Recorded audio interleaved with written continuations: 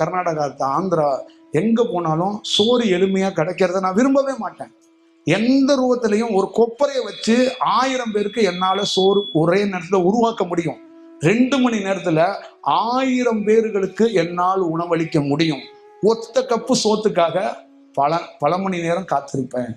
அதுதான் எனக்கு வேணும் அப்படின்னு நான் சொல்லுவேன். கூட இருக்கிறவங்க 4 பேர் அங்க ஐயா நம்ம போனோம்னா நெய் கொஞ்சம் ஊற்றிக்கணும், உப்பு போடக்கூடாது, ரைஸை கொஞ்சம் கொதிக்க வைக்கணும், அப்படியே நீங்கள் அதுக்கு ரைஸை மட்டும் கொடுத்துடணும், அதுக்கப்புறம் ரசம், தக்காளி, வெங்காயம், எண்ணெய், இந்த மாதிரி எதுவும் புளி இதெல்லாம் சேர்க்கக்கூடாது. ஆனால் ஒரு ரசம் வைக்கணும்.